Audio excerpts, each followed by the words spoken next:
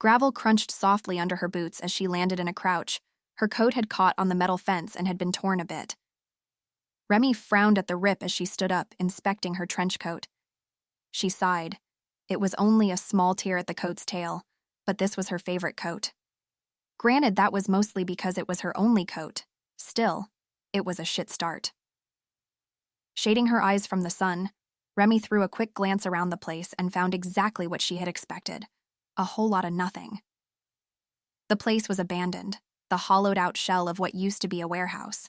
There was a silence on the place that Remi didn't like. That wasn't to say the area was quiet. There was no such thing as quiet in a city.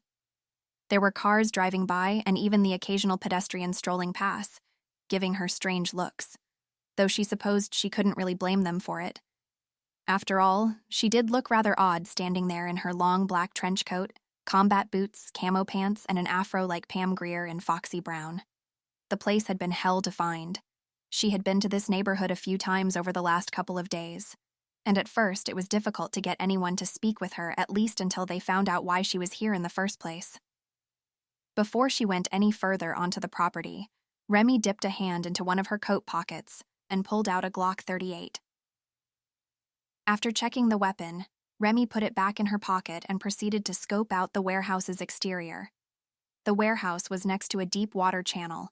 In the distance, Remi could see the many ships in the distance as they slithered across that oil-slicked sewage that passed for a river. The winds blew steadily, sending small waves crashing up against the small pier attached to the warehouse. Standing on the pier, Remi pulled out a pack of cigarettes. Opening the box, she saw that she was down to her last 2 cigs. She stuck one into her mouth and lit it with her lighter. Taking a long pull, she steeled herself for disappointment. She was stalling, and she knew it. She knew she would have to go inside the warehouse, but this was her last lead, and if it turned out to be another dead end, she sighed, then took another pull from her cig, wishing it was something stronger. After crushing the cigarette under her heel, Remi made her way over to the warehouse proper. She had already peeked inside the warehouse before, and there was no one in sight, which didn't fill her with confidence. The door to the warehouse was sealed with a rusty chain that had already been broken. Remi pushed a hand into her pocket and took hold of her Glock, then pulled the chain free from the door. The rusted hinges on the door made it scream in protest as Remi slowly pushed it open. Once inside, it was apparent that no one was there, nor were there any immediate signs that anyone had been there for a while, aside from the broken chain on the door. Remi could feel the disappointment slowly gripping her heart, but she wouldn't give up yet. The warehouse was in shambles, holes in the ceiling, debris scattered everywhere, even the metal scaffolding was spotted with rust and looked on the verge of collapse. Unwavering, Remi began her search. She searched carefully, she searched methodically, and in the end, she searched fruitlessly. After digging through the rubble of the warehouse, Remi found nothing, no evidence that anyone had squatted there.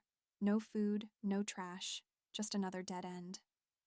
Remi sat down on the stairs leading to the scaffolding. She had to admit that she had given it her best, that she had searched harder than likely anyone else could or would. She had tried. Who could ask for more?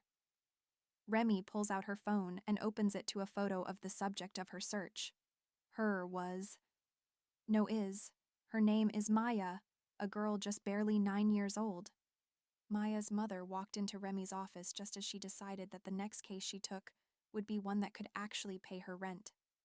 But when she saw that sweet face and the heartbreak in a mother's eyes, Remi made a promise to bring Maya home. She didn't know how she would keep that promise, but she would keep it. Remi shot to her feet, the frustration still in the back of her mind. With nothing else to take her frustration out on, Remi spotted a barrel out of the corner of her eye and stalked over to it. Without breaking stride, she brings her foot up in a swift front kick that should have sent the barrel flying. Instead, when her foot slammed into the barrel, she found herself thrown to the floor. The barrel was as solid as a brick wall. Rubbing her lower back, Remi inspected the barrel. She had already checked inside it before, but clearly there was something she had missed.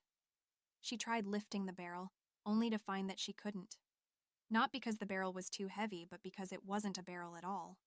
In her attempt to move the barrel, Remi shifts it counterclockwise.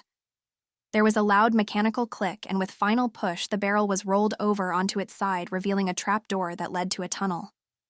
A smile crept its way onto Remi's face, even as a cold knot of fear coiled in her stomach. She had no way of knowing who or what would be waiting down there for her, but that didn't change the fact that she had to go.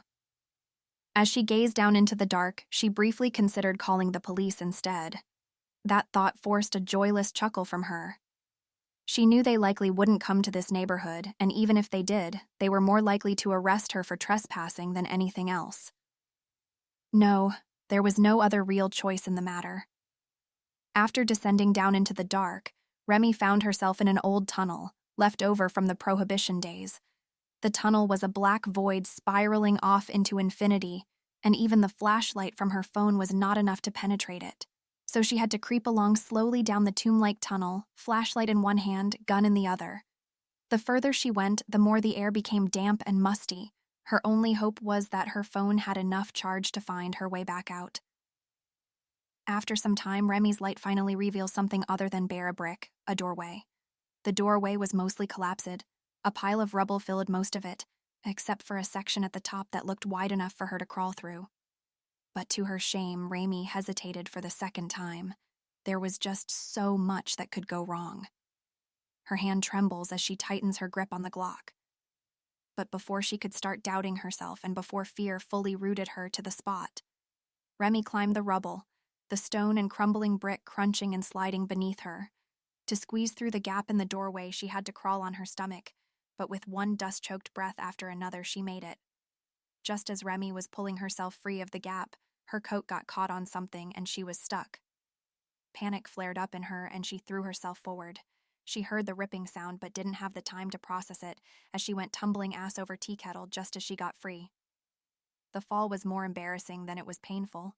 Remi soon stood up and dusted herself off. Fortunately for her, she wasn't too injured. Her elbows and knees were scraped, but that was nothing new. The worst injury she received, aside from the one to her pride, was to her coat, which was now a tailcoat, as it was torn in two from the small of her back all the way down. At least the hole is a little bigger now, she thought as she reorientated herself. She had managed to keep hold of both her gun and her phone during the fall. Through the doorway, the tunnel opened up into what looked like an underground canal with a large vaulted ceiling. When Remi shined her light to the left, the pale light reflected off the oily black waters as if it were an obsidian mirror. There was something about the water that she just didn't like, and it took a moment of staring for to realize what it was. The water is completely still, dead even, she thought. If it wasn't for her light, the canal would look more like a bottomless pit. She shivered and stepped away. That was when she noticed it, a door against the wall outlined in light. Seeing that Remi shut off her own light, which seemed a good thing to her as she didn't have that much left in the battery. After shutting off her light, the light leaking from the door became even more pronounced. Glock 38 squeezed in the palm of her hand, she creeped towards the door. At first, her heart thundered in her chest, but the closer she came to the door, the slower and steadier it became. What she was doing was stupid, and it went against all of her training. She knew that. Anything could be waiting for her on the other side of that door. She had no backup and no intel, just the hope in her heart and the gun in her palm. As she reached the door, she turned its knob and gently pushed the door open. There was no one in the room, but it was far from empty. It was lit by 2 oil lamps burning in 2 opposite corners. It was some kind of storage room with shelves filled with what looked like old bottles of liquor. There were also many empty bottles strewn about the floor, but that was the least interesting thing she discovered. Tucked away in one of the corners of the room was a sleeping roll surrounded by cans of food. Remi entered, gun held low but still at the ready, closing the door behind her. Directly across from her was another door. She kept her eye on it as she moved towards the bedroll in the corner. A small backpack was also amongst the pile. Setting down the gun, Remi began rummaging through the pile. There wasn't much inside the backpack, just a bit of cash, some hygiene products, and a small cloth-wrapped bundle. Remi pulled the bundle out from the bag and held it in her hand. It was roughly wallet-sized. After carefully unwrapping, she found only a small Bible. Suddenly, she felt a bit uneasy. She had no way of knowing who these things belonged to. It just felt kind of wrong. As she pondered her feelings, her fingers gently flipped through the pages, only stopping when she noticed something fall from between the pages. It was a photo. Remi reached down to pick it up. Seeing the photo only exacerbated Remi's feelings. It was a family, or at least it had the look of one.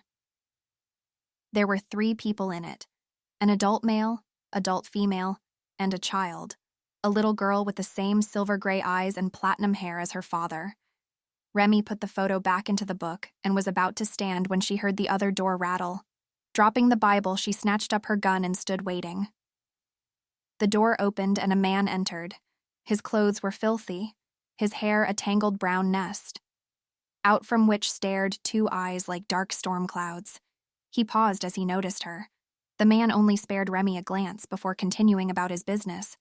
"Stop," she said, leveling the gun at him. The man looked at her again. He looked at her, seeming to not even notice the gun in her hand. "How long has it been?" he asked. "How long since?" He chuckled to himself. It came out as a broken, mirthless thing. "Right, how could you know?" Remi lowers the gun. "Look, I don't know what you're doing down here, but you seem like you could use some help. And I could too." Pulling out her phone, Remi shows him the picture of Maya. The man barely acknowledged it and simply jerked a thumb toward the door he had come through. "Down there with the rest, most likely," he said. "What?" was all she managed to say. The faces, I try to forget, but bending over, he picks up a bottle. "You'd think all this would help." He shrugs, then smashes the top of the bottle against the wall and jammed the bottle into his mouth as he drank a mix of blood and liquor poured down his cheeks. "That's enough. Take me to Maya and whoever else you've got down there." He let the bottle slip from his grasp to shatter at his feet. "It's not me who has them." He nods towards the door. "It's him." Briefly, Remi looked at the door. Just then, the man lunged towards her, a knife in his hand. Remi didn't flinch. She didn't panic, but quickly raised her gun and squeezed the trigger once. The explosion drove all sound from the room, and silence rushed in to fill the void as the body hit the floor like a bag of cement. Remi herself did not move. She held her position for moments after. It had been a very long time since she had shot someone. She lowered the gun finally and looked down at the corpse. She saw the knife held loosely in its hand. The knife had a long, thin blade. Its hilt was wrapped with worn leather, and its pummel was gold intricately wrought in the shape of a man's head. She put it out of her mind and moved towards the door.